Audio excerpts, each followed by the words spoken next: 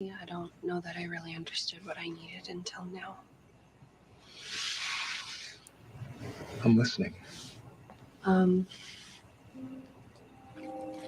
I need to feel safe, Dad. And I don't.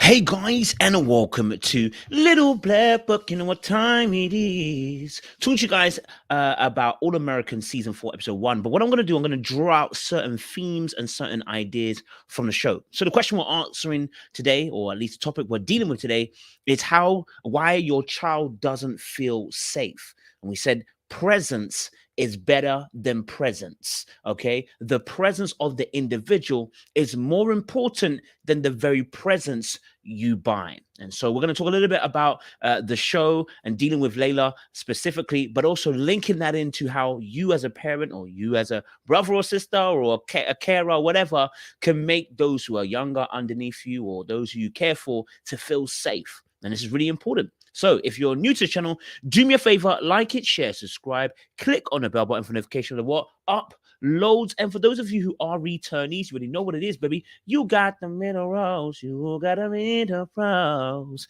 All right. Stay hydrated. Why? Because the streets out there are hot. Okay. Let's get into this now. So you just saw a clip there. I'm going to play a little bit more for you, but you just heard a conversation between Layla and her father. Now, if you don't know the background of the story, great. I can give you a little bit of background. So Layla is 17. She is the daughter of she's been living on her own pretty much so in this massive mansion because her dad is a music producer. He makes music and he's successful at it, but he's not at home a lot.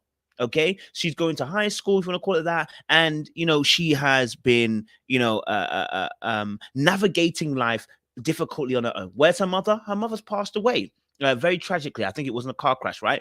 And she's felt guilt from that death of her mother, and now her father has also, in response to that, kind of fled the home to go and pursue the career and the passions that he had, which he and her mother originally shared previously in the past. The problem is now that because she's been left alone so long, especially with the feeling of the guilt of her mother's death and the fact that she felt lonely, she has gone into depression. She had to go into a into rehab as well, because she was thinking about suicide and all this kind of stuff. She was breaking down. Okay.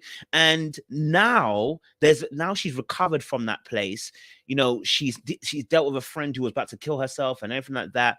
And now she's sitting in front of her dad in this massive mansion having a conversation that took ages for her to stock up the courage to do. Why is this all important?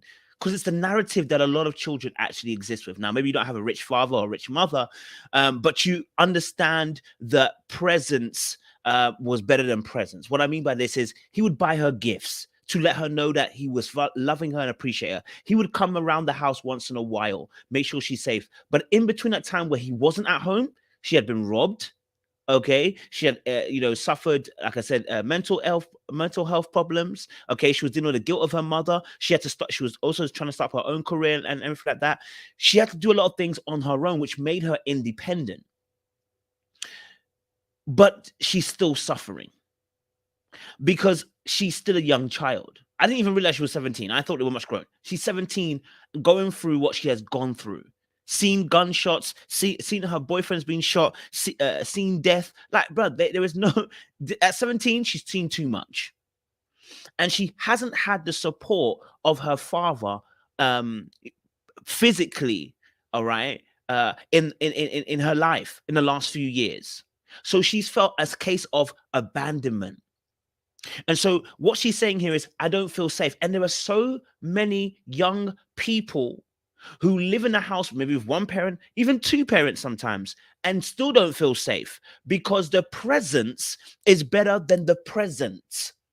Okay, your emotional presence. This means even the physical presence is one thing, but there's something even greater. Your emotional presence. That means when you decide to open up your heart, your mind, your soul, your ears, and your time to your child or to your brother or younger sibling or whatever, and you give them the time of day to express themselves and to be able to communicate with you and spend quality time with you.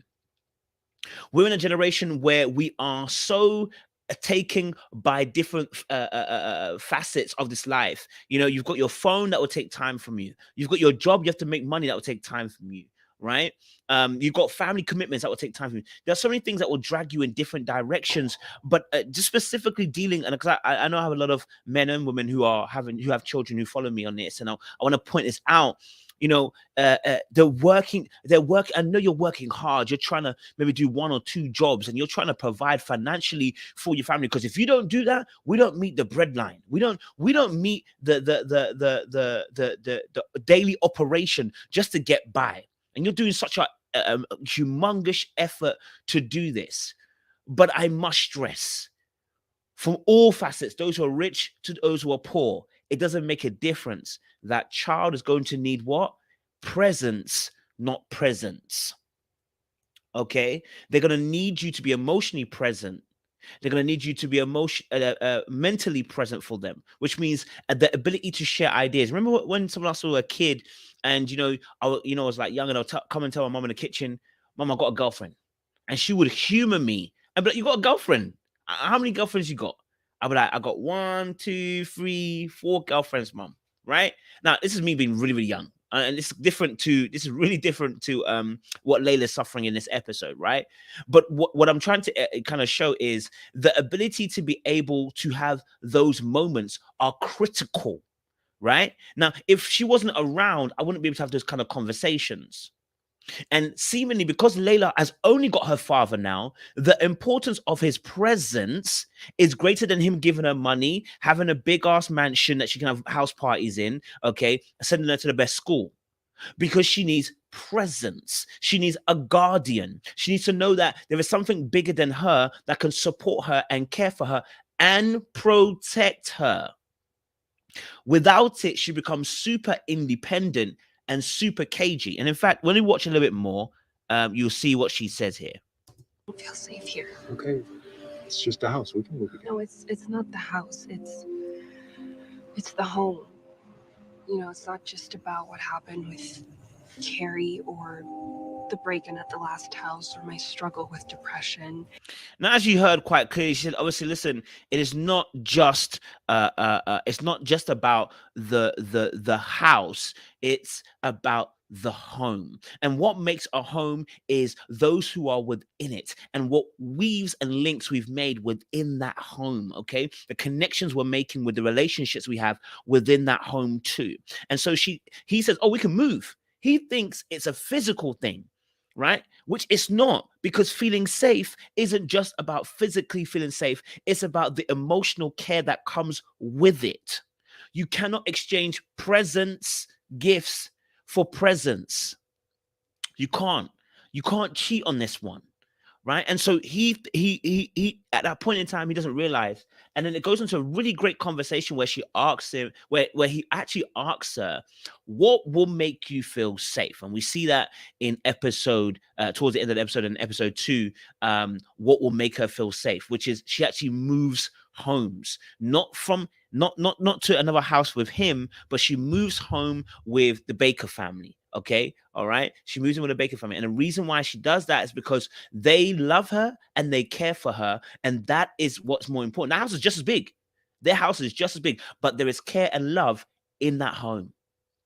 The presence of the parents are important. That's why you see the Baker family, right? The husband and the wife, even though they've had their problems, they have a home. They you know what I'm saying? And even when they have a home, there's still trouble within that home. Right? Because no parent is perfect and no child is perfect, and we're all trying to glean from one another. No one's saying this parent that the Layla's dad is bad. He's just unfortunately missed a time and season in this child's life to be present, and that's important, right? So I want us just to do a quick review on that. I want to make it stress for you guys. Listen, your presence, the time that you spend, the time that you actually invest in communicating with your children or brother, sister, whoever you care for, who you protect and provide for, is quintessential in terms of the quality of growth that they're gonna experience emotionally when they grow up. Okay, so spending quality presence with them is better than the presents you buy for them. All right. Appreciate guys. Stay locked, stay loaded. It's good to talk about these things. And if you've got a different view or different thoughts, or you've got some thoughts around this, please comment down below. We would like to hear from you guys as well. Much care and love. Stay locked and stay loaded. Little black book, you know what time it is.